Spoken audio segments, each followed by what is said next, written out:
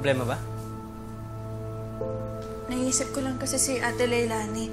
Kung sasabihin sa kanya to, siguradong masasaktan yun pag nalaman niya yung totoo.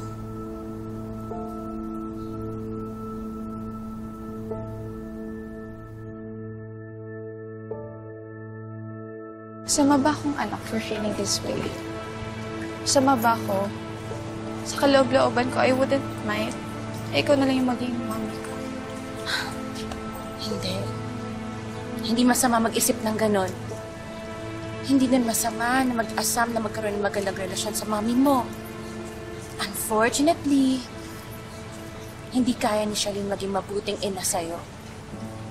Thank you, Mommy D. We're not judging me. Bakit naman kita huhusgahan? I see myself in you. Smart. Nakukuha ang gusto niya. And most importantly, she's drop-dead gorgeous. Han, baka naman nabibigla ka lang sa desisyon mo.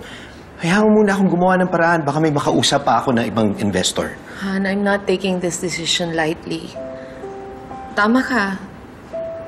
Never ko na-imagine na gugustuhin kong maging parte si Divina sa buhay natin. Pero ito lang yung paraan para hindi mawala lahat sa'yo. Kaya kong isantabi ang hindi namin pagkakaunawaan. I know this is not the best choice. But if this is the only choice we have, wala akong pakialam kung ano man ang namamagitan sa amin ni Divina.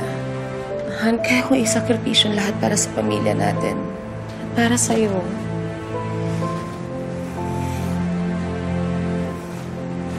Charlene. Charlene, thank you. Thank you. I love you. Love you.